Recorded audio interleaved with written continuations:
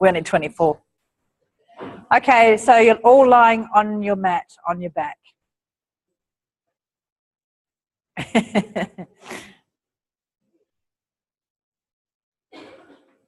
Dankeschön.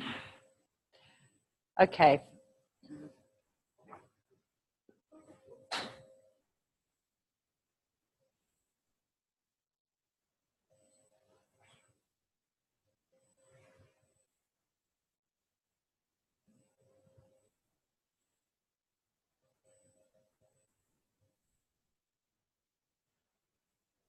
Good. Okay.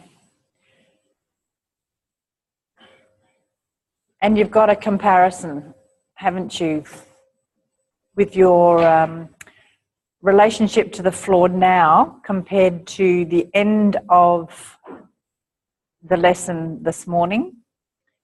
And then you've got another comparison now to the beginning of the lesson this morning.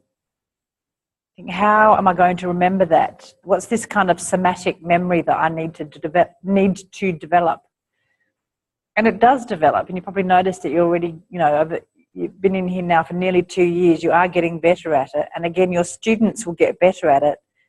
They will get better at it if you get better at giving them signposts, giving them things to remember. So if you just give them a very general scan, like we often do in here now, it might not be enough. If you give them a really detailed scan, it'll be too much and they won't know what to remember. So, everything that pretty much we say about teaching ATM is going to uphold the Goldilocks principle, meaning it's not too much, it's not too little, it's going to be just right. And you already know that because a lot of things you said, it's a balance between this and that, a balance between that and this. So you know this. It's finding this balance that's the art of Feldenkrais. Okay, so you're tapping into this relatively somatic memory, but there might be an emotional memory there as well for how you were feeling this morning. So you're sensing and you're feeling, and you're thinking, and then the doing of the movement, the acting. You have memories in any and all of those domains.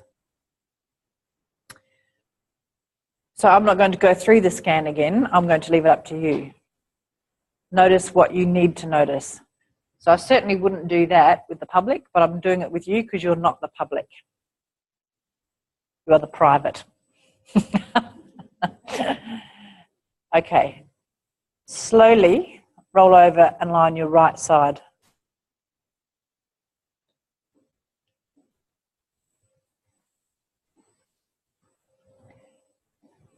And why do we go slowly? So that you have time to process.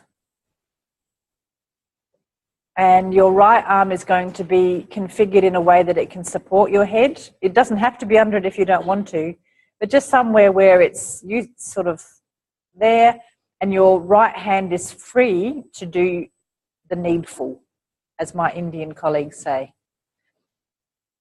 I work with this great guy who always says, Susan, could you please do the needful? The needful, yeah, as opposed to the mindful. Okay. Now very gently, just start to bring the pads of your fingers towards your thumb and away. Yeah, I can. Yes, sure. I'll just move the microphone up.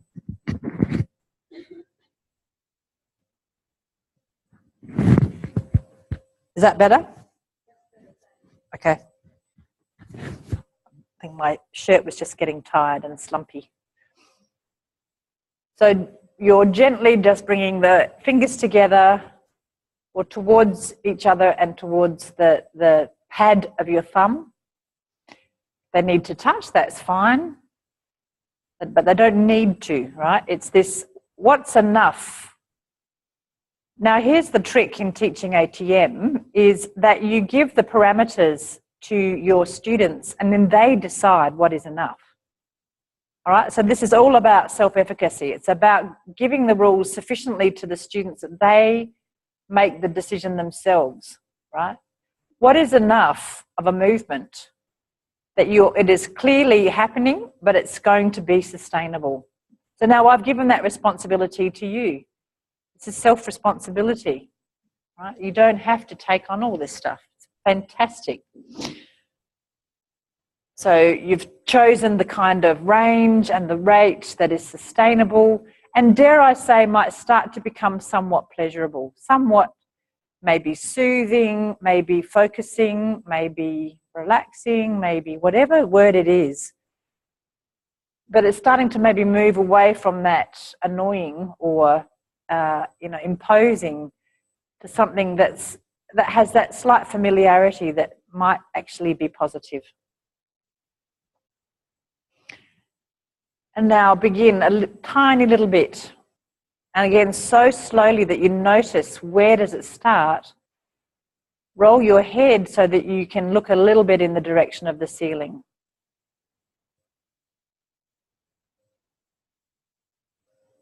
And you might be a big movement that you can make smaller. You might start off so small and make it big.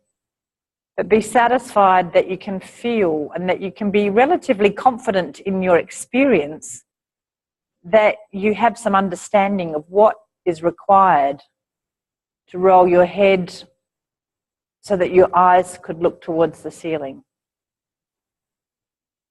Now, Feldenkrais goes on about this a lot. He wants people to understand the movement. He's not interested in them doing a biomechanical analysis and saying there's this degrees in this joint and this degrees in this joint, and it's initiated firstly by splenius capitis, and then this takes over and sternocleidomastoid works eccentrically and blah, blah, blah. He's not interested in that. What he wants is for you to understand it somatically, that you can clearly feel what your head is and where things have to move in order for your head to change its orientation.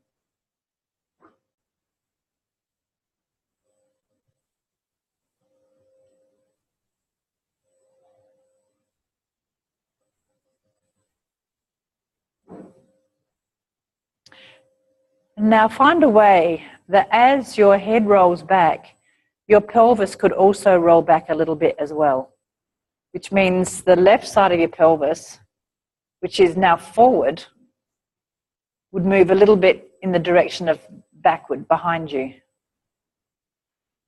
Okay, so there's a problem here, right? You've got quite a heavy left leg on the floor in front of you. So you might need to, you might not need to, but find a way that you could allow your pelvis to roll a little bit more backward. Now you know you can do this because you're rolled onto your back before, so you know it's not impossible, but it might feel impossible now. So play around with this idea that you've come up, that you've said this. The first thing might be that your system says, nah, I'm not going to do it.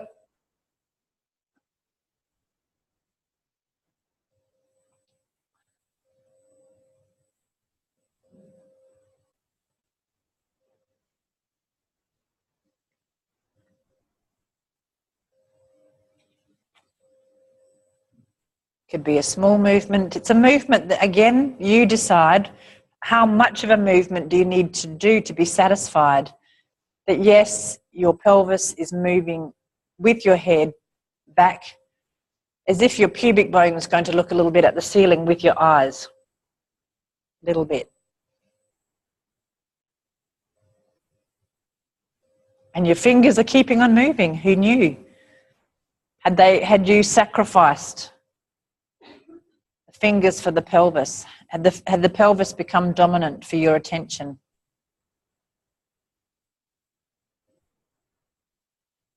And if possible, the left hand stays on the floor. The breathing stays uninterrupted.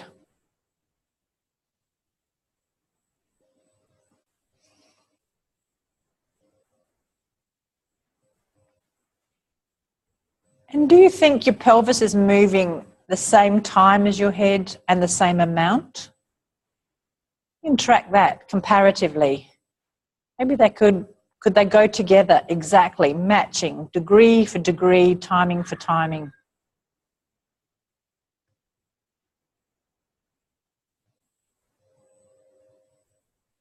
So in effect, what that means is there's no more twist in your spine, right? Or is there?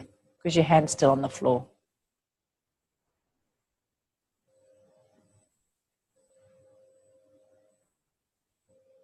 Just rest for a moment in that position, just a nano rest.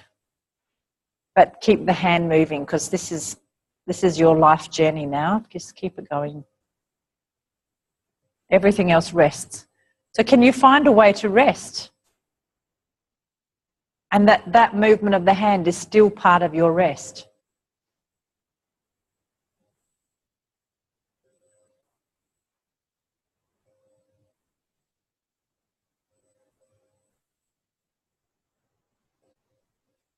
And now again, as you turn your head a little bit towards the ceiling and your pelvis, allow your shoulder girdle to go too.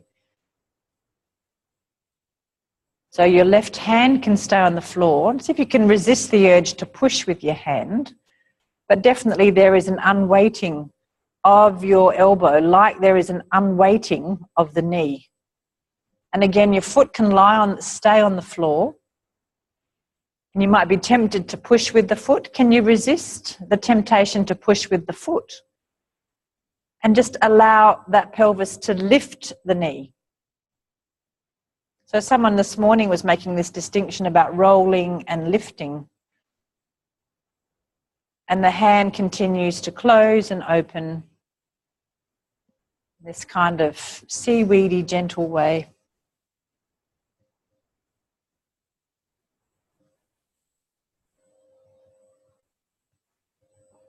And the hand continues to open and close.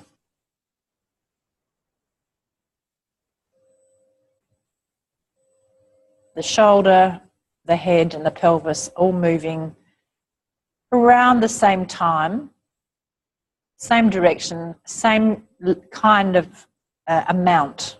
That's it.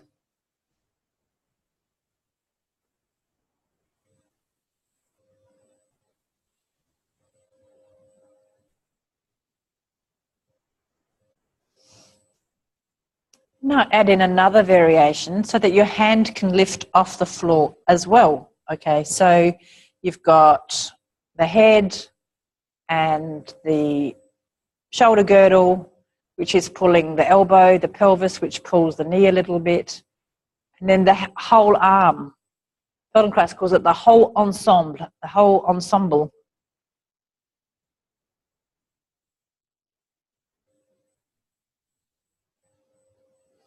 And then the foot as well. That's the whole ensemble. Very nice.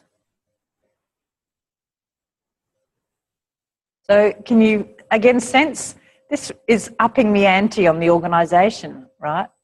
So before, it might have felt difficult, if not impossible, to just even roll the pelvis back. Now you're rolling the whole ensemble back. So is this one of those moments? Is it one of those ridiculous moments? How do we live with the absurd? I don't know. Reading Michael Leunig really helps with that. That man has such a great instinct for the absurd, doesn't he? Michael Leunig. He's the master. And use your hand still opening and closing. Good,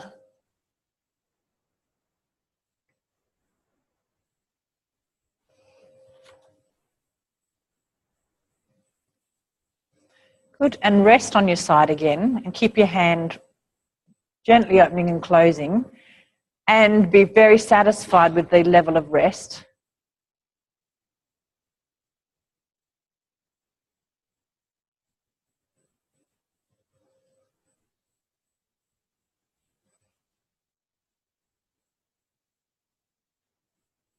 And then you can think this through, but don't do it in little pieces.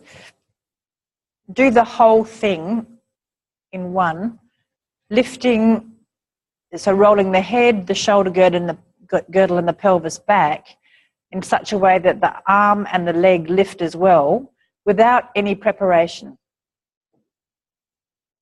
So could you just spontaneously roll the whole ensemble back, and then obviously forward and rest? And can you do it? You can vary the pace.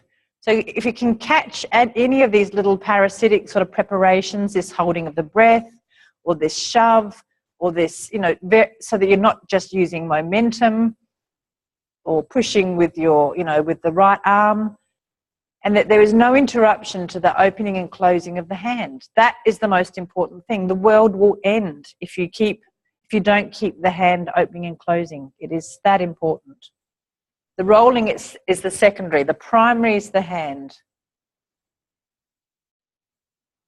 And the breathing, so yeah, the rolling is the tertiary. Primary is the hand, then the breathing.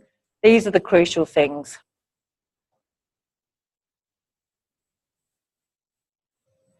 So you can go from a position of rest to lifting the whole half of you with no preparation. Could you have that kind of conceit? Could you be that adaptable? You could find this state of repose on the floor that was that flexible, where you could just as easily fall asleep in that position as you could lift and roll over. Both occurrences occur with, both directions, if you like, occur with equal ease.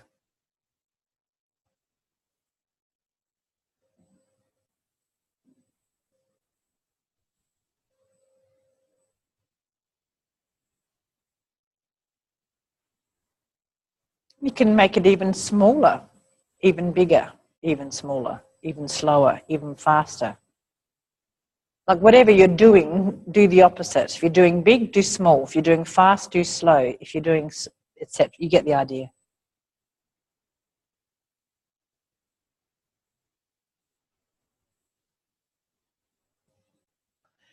So this is very much a lesson where he started off with small parts of you and he's added more and more parts in, and then really invites people to feel their whole self. So I invite you to feel your whole self, which means your whole self in its entirety, this ensemble, but also are the parts still there? Or do a few things fall out?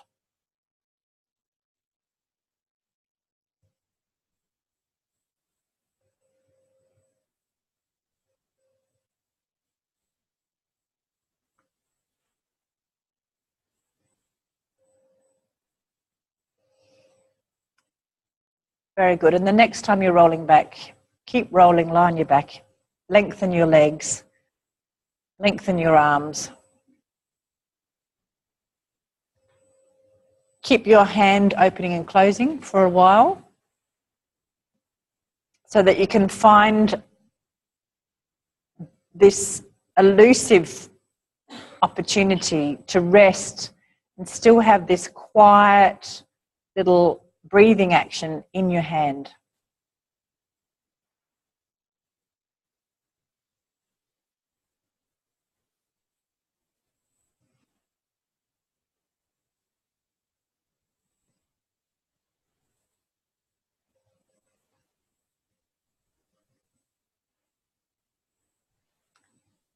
And again, notice what you notice.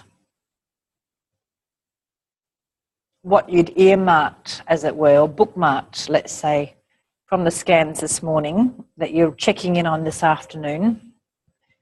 And they're hopefully different, a little bit different for each person.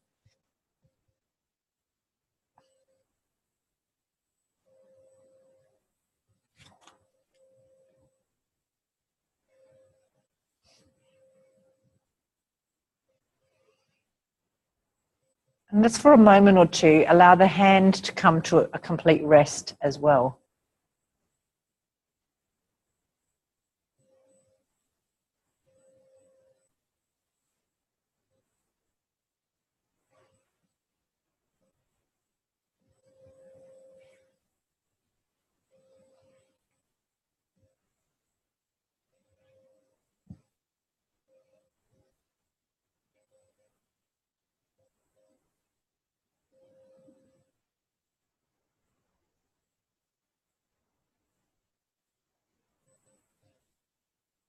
How's your breathing? What's it like being symmetrical or lying in a symmetrical position when maybe your sense of self is not particularly symmetrical, or maybe it is? So again, as ATM teachers, you have to allow for this variety, this array of experiences. You can be quietly confident that some people in the room will be experiencing, a different sense of self, left versus right. How many are, just out of interest, just so you can get yeah. And how many are not feeling a sense of difference? So 1, 2, 3. Yeah, so there's always about, 3 or 4 people in the room who feel the, almost the opposite of what other people feel. It's a pretty handy rule. It's sort of 80-20 rule, isn't it? And so your language has to cater for them. Otherwise, they'll feel left out and they'll feel like they're a failure and they didn't get it. So again, that's the culture that you set up in the room, is that any experience kind of goes, but there is a discipline to that as well. Just so people have to be tuned into their experience. Because if it was anything goes and people could just lie on the floor and feel nothing and pay no attention, and well, that's okay, but they still have to pay, don't they? You don't get a discount if you don't pay attention. Okay, so lie on your right side again.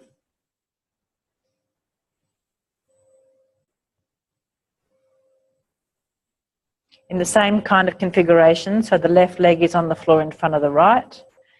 The left hand is on the floor with the left forearm. The right arm is somewhere supporting your head and the right hand is free.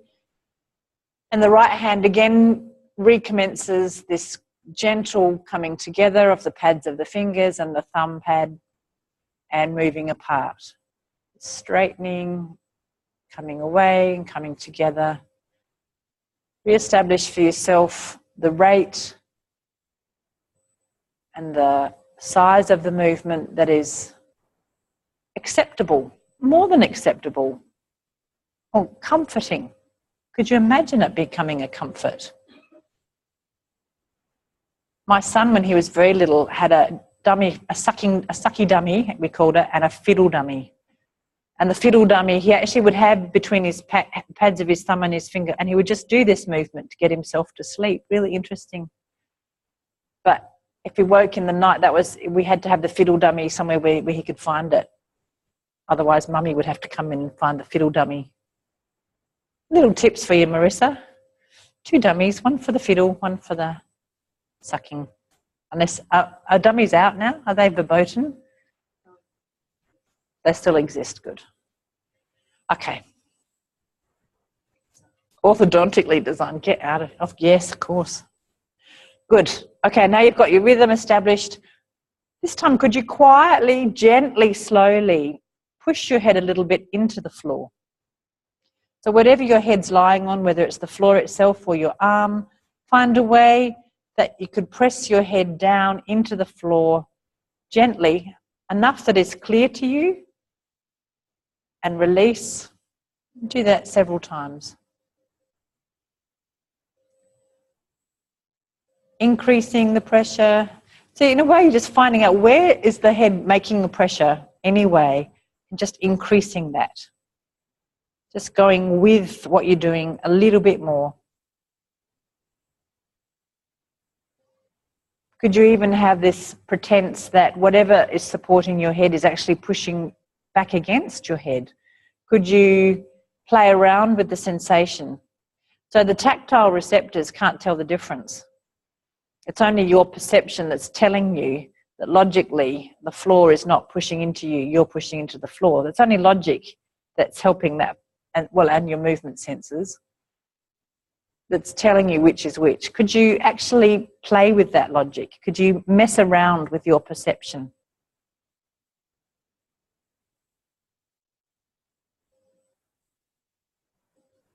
Leave that. And now whatever parts of your feet, both feet, are touching the floor, Could you push those bits further into the floor and let go, and do that several times at the same time?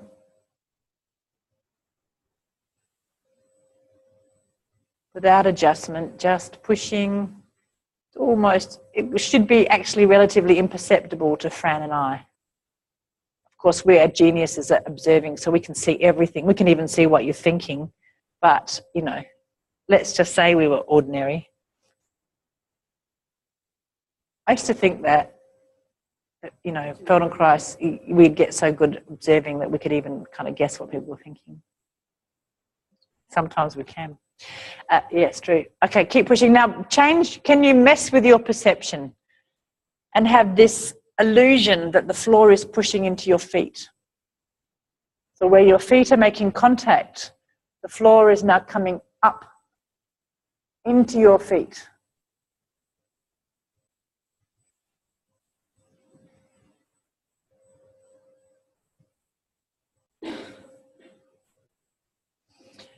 You can push into the floor and the floor can push you away. You push into the floor pushes you away. And your hand continues to open and close. Who's laughing because they're not doing it?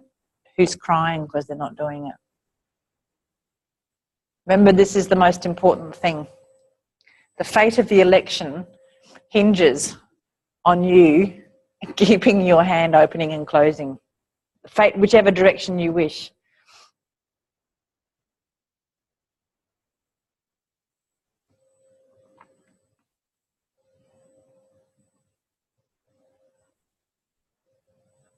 Now leave the feet. Press both the elbow, your left elbow, and the right shoulder. So now we're starting to get into a little bit of territory where you have to think. Your left elbow pushes whatever part of your left elbow is touching the floor. And the right shoulder.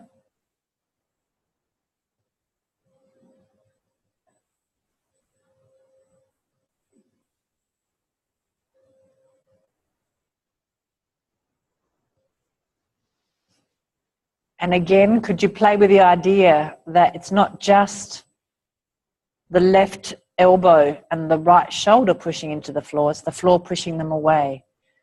Now, what is it in the right shoulder that might be pushing? I can't tell you because everybody's different. So for some, it's almost the armpit. Some, it's quite on the back of the, you know, it's sort of the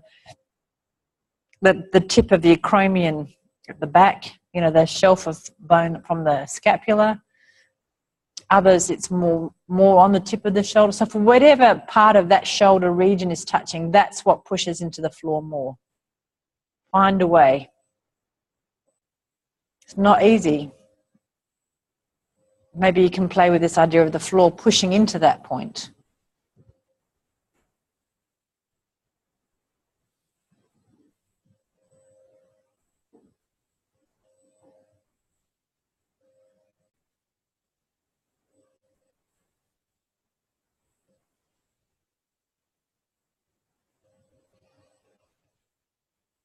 And leave it, and the hand continues to open and close.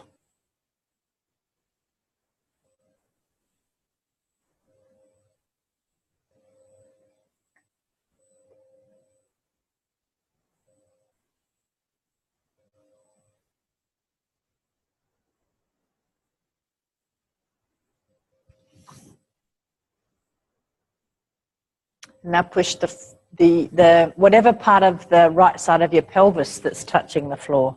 And again, it's quite different. Some people are quite a long way forward of their greater trochanter. Some people are almost still on their greater trochanter, which is actually not your pelvis, but don't let that spoil your fun.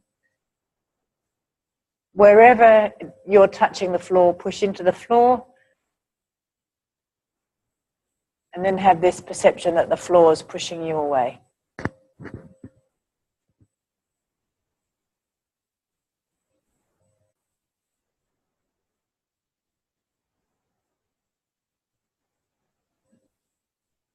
Can you do that push without disrupting your breathing? So not only your hand continues to open and close, but your breathing is uninterrupted. Good. Okay. And now just a few times in each spot, whatever was pushing, can it push once or twice and then lift in between, so it alternates? So we start off with your head, right? So whatever part of your head is whatever it's resting on, the arm or the floor, push into the floor, into the surface, and then lift it a tiny bit off that surface. So this is tiny movement, right? It's just pushing in, and then, you know, like the floor was pushing you away, well, maybe it pushed you away quite quickly and it kind of pooped you up in the air a little bit. So the head just lifts a tiny bit, and then push and lift. And again, how are you organized in such a way that you could go in both of those directions like that? Into the floor and away from the floor. Without holding your breath and without interrupting the movement of the hand. This is where we get to see if people are asleep or not. Yeah, the Fran stick. Good. When you've done that a few times with your head, do it with both feet. So whatever parts of your feet are touching the floor, they push into the floor, and then the floor pushes back and kind of pops them up into the air just a tiny bit. And they go back to the floor and they push in, and then the floor pops them back up into the air just a tiny bit. And were you organized in such a way that that could happen? They could go in both directions, as it were.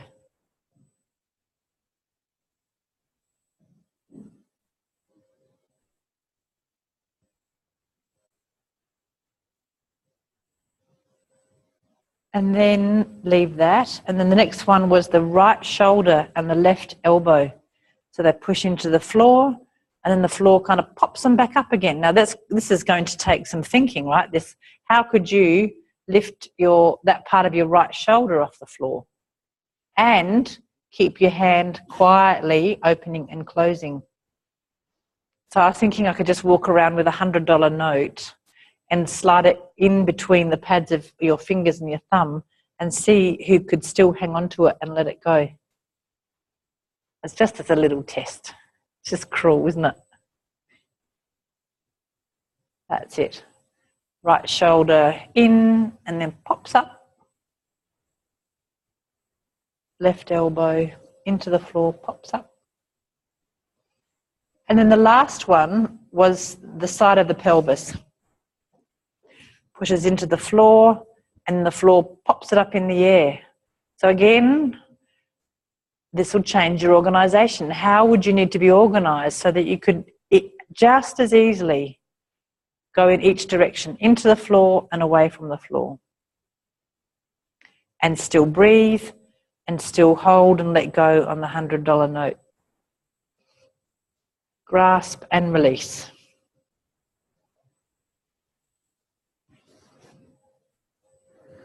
Good. Leave it and rest. Just notice the difference, or any difference. Has it made a difference to lying on your side?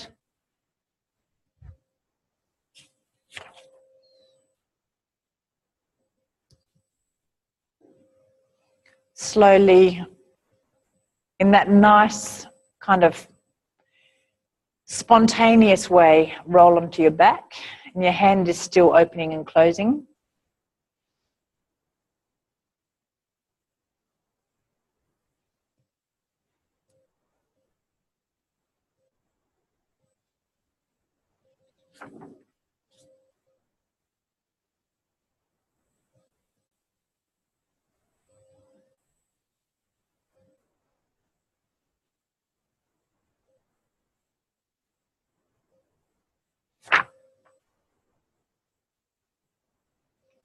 And your hand is still opening and closing.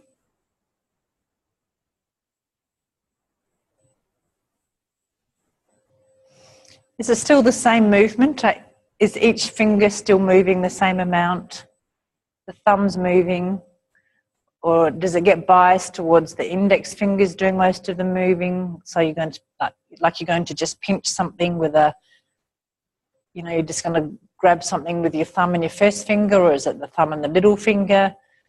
Or are all 4 fingers part of the movement? Just double check. Do you tend to leave one out?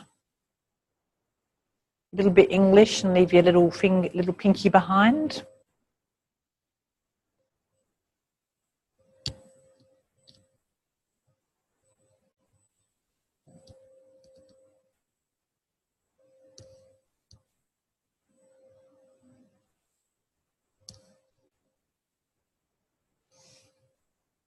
And keeping that movement going, quietly come back onto your right side.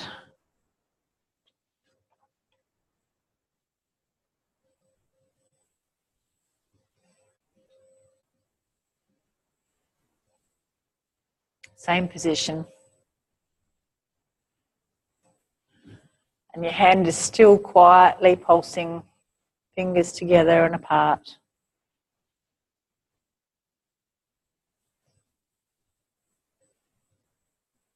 Because I gave you a little rest, might need to just re-establish that pushing into the floor and lifting. Maybe you could start from the feet, pushing a little bit into the floor and lifting. Just once or twice. With this idea that when the floor pushes you back, you kind of just pop up into the air, and it's very light, almost like it just, whoop, like it was pneumatic almost. So it's the feet and then the pelvis, and the right shoulder and the left elbow and the head. Just explore to your satisfaction the idea of pushing and then the lifting. Then leave all of that. It's just a quick refresh. Your hand is still opening and closing. And now imagine that that whole left side of you that's resting on the floor has become very light. Like it's become porous. There's just all this air-filled space in the left leg and the left arm, and the head is light. Could you imagine that it was being lifted up off the floor to roll you onto your back? What would that feel like? Imagine it first. Imagine that whole left side of you becoming lighter and lighter, and that it could actually just pop up off the floor. It would float off. So this difference between you lifting it off and it being lifted off, or that the floor could just pop it up in the air. Go ahead and do that.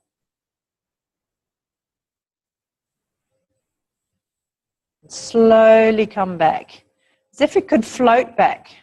So just like a feather or something new, kind of pneumatic. It was just float. So you can keep it quite small. It's just like you could watch your arm and your leg sailing up into the air, and the head rolls back, pelvis and the shoulder blade roll back, and this arm and this leg just float up because of this. Well, the trick, of course, is that you have this organisation proximally that helps your arm and your leg to be as light as air.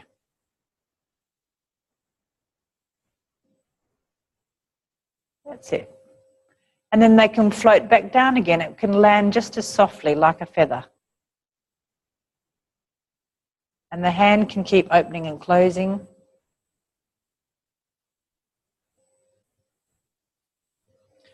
And keep going until you lie on your back, and then find a way to keep going so that you roll onto your left side and stay there once you're on your left side. And when you're on your left side, can you reproduce the same position that you've been doing on your right side all day? And what does that feel like? This is kind of forbidden territory, right?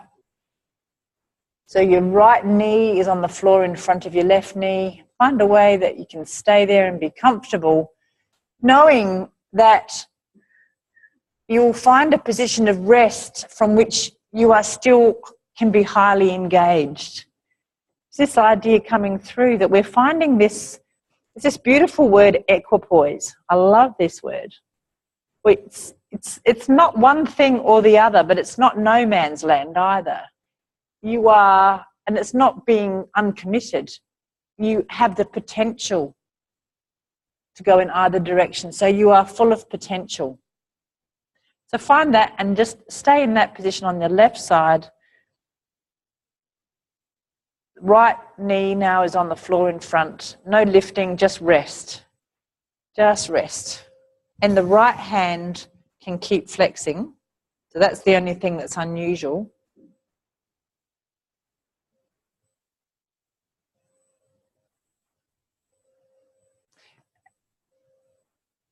And the right elbow can be on the floor.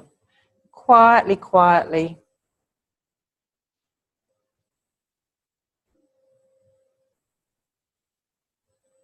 Let your right hand slowly come to a rest. And just rest with no movement for a while.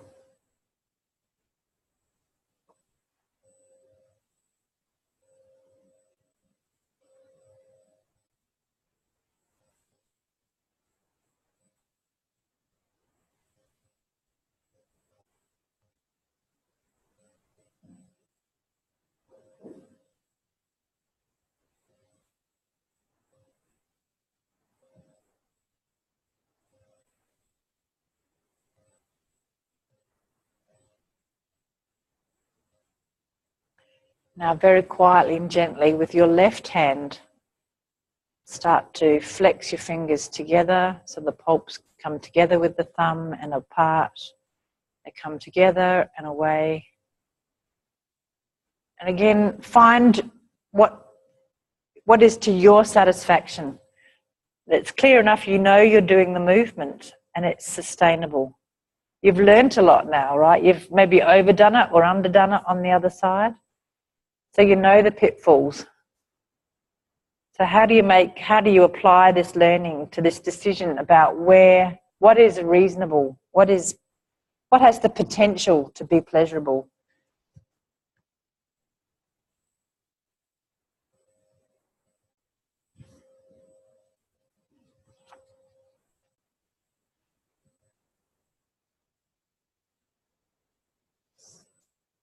And you're breathing.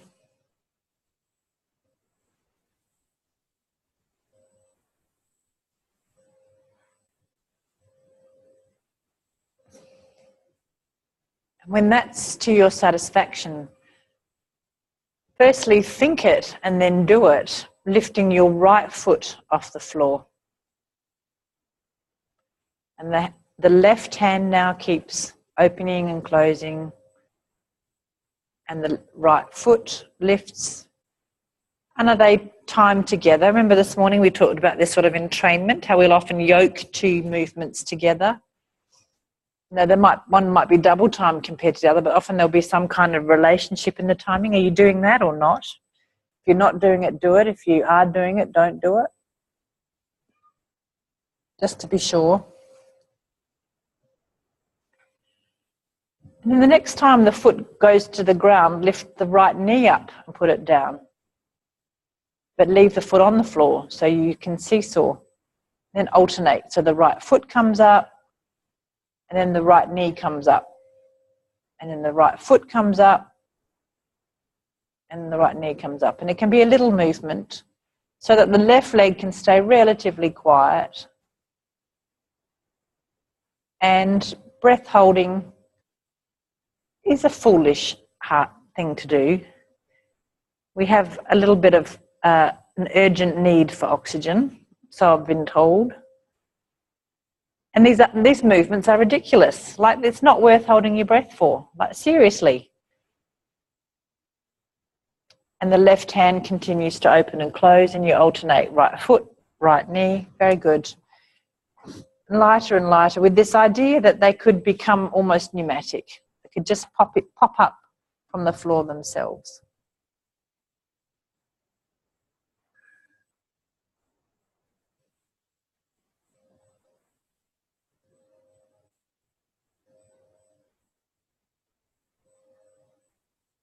And leave the leg on the floor. And start thinking about lifting your right elbow off the floor and putting it back on.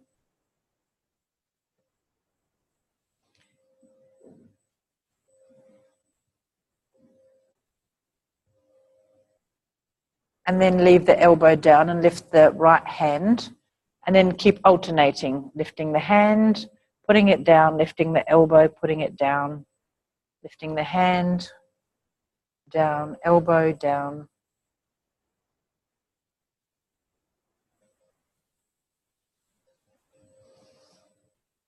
And the left hand continues to open and close. And now, could you yoke two more things together?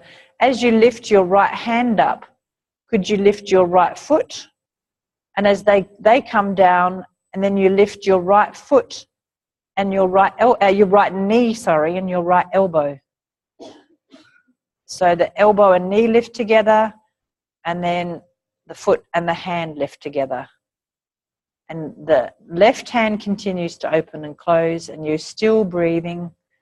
And could you make me a cup of coffee? And could you put the telly on, unload the dishwasher, answer the telephone, and give the car a bit of a clean at the same time? Welcome to the world of the parent. This is multitasking, right? They're so into it. They're very serious. Very good. Good. And now do it the other way around, so that as your right hand lifts up, your right knee lifts up. And then as your hand and your knee go down, your foot and your elbow lift up. And your left hand continues to open and close.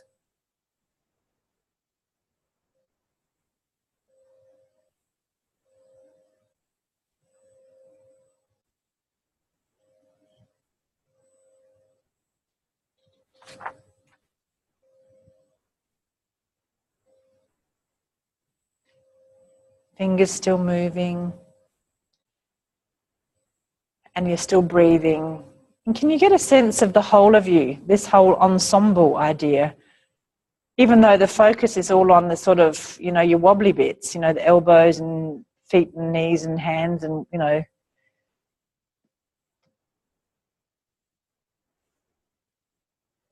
Could you pay attention to the proximal of you, the underneath of you?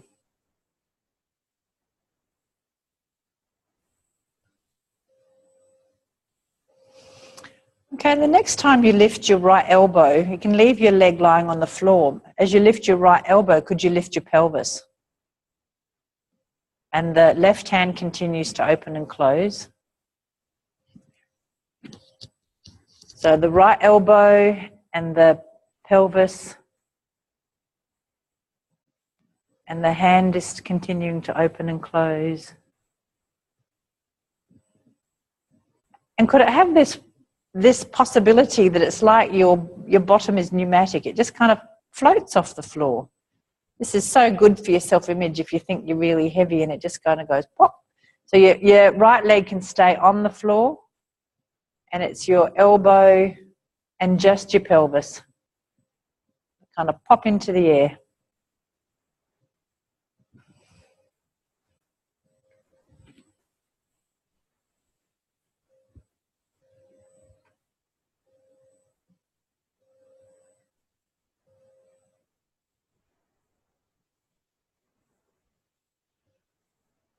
Now, as your pelvis and your elbow come back to the floor, could you think about lifting your right knee and rolling your head back so that you can alternate seesaw between those movements? So the right knee goes back and the head goes back, and then the right elbow goes in the floor and the pelvis pops up in the air.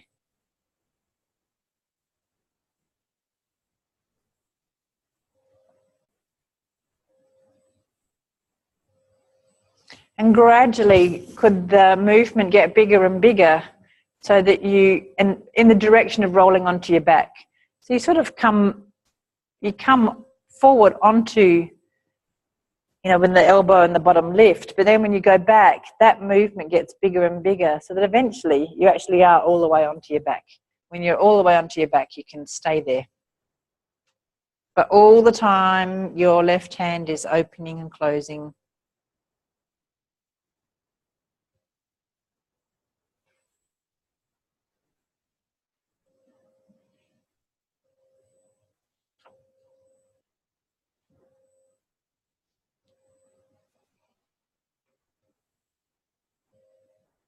And have a well-earned break on your back, but still, when I say break, of course you know that your left hand continues to open and close.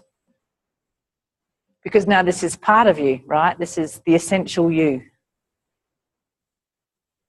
And without this, we're going to have a hung parliament, and Donald Trump's going to be Prime Minister. I'm trying to think of hell. That would be my idea of hell. How are you? Clearly that was a good question. Yeah, yes. And the hand's still opening and closing. How are you lying on the floor? Again, use your own personal landmarks that you mapped out this morning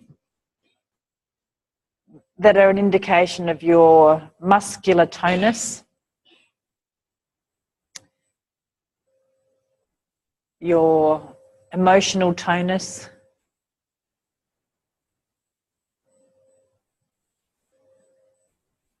the right compared to the left, and the legs and the pelvis, back of the chest, shoulders, the head, left versus right arm, the hands.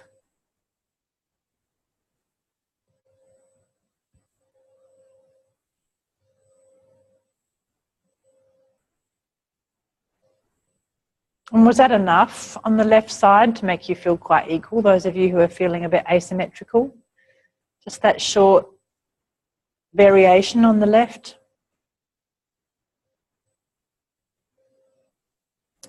Slowly, whichever side you like, now continue the movement of the left hand and roll over and come up to sitting, and then come up to standing. Still with maintaining the quality of the opening and closing of the left hand.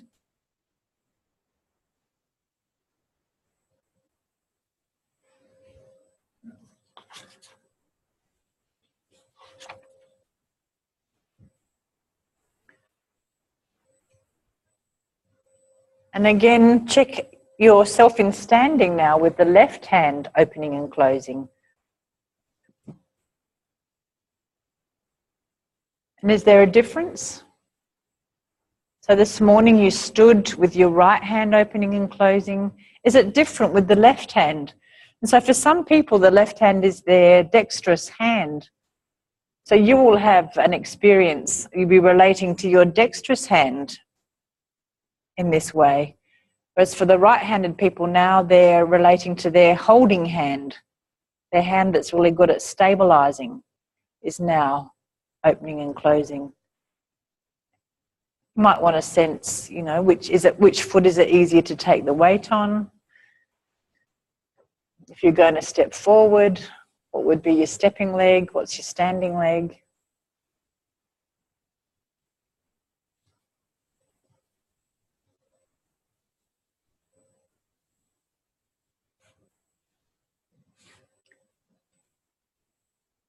How does one shoulder feel compared to the other? How does your face feel one side to the other? And slowly start to walk. Maybe open your eyes, those of you who are still very inward.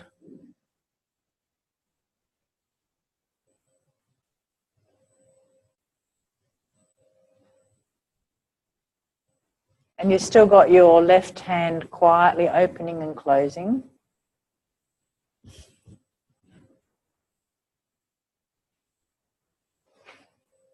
And do you time the opening and closing with a step or with your breath?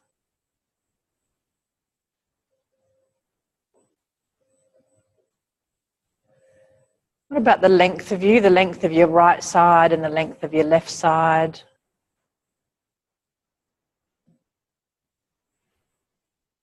And slowly start looking at each other, looking at each other's shoulders and the front and the back. Is there a bigger difference this afternoon as before? Not really.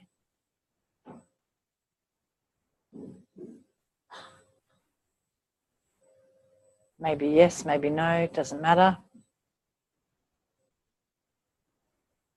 And then quietly let the left hand movement become smaller and smaller until it's just an echo of itself and disappears. But track that so that you can maybe track the transition to not doing.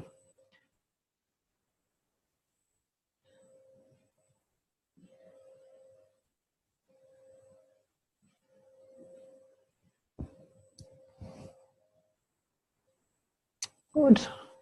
Okay, we've gone a bit over time, sorry, about trams and whatnot. Just think how good it'll be putting the Mikey card in the little thing, because you'll just close and open and close and open. Okay, good. All right, see you tomorrow. No requirements of you tomorrow. Remember, I gave you the heads up about... Oh, tomorrow, that's right. There is a heads up tomorrow. Reading the chapters. Sorry, team. Yes. Part 1, question 2. Reading the Wednesday movement chapter in the elusive obvious. Learning to learn, learning principles. So sorry, you're not off the hook tonight.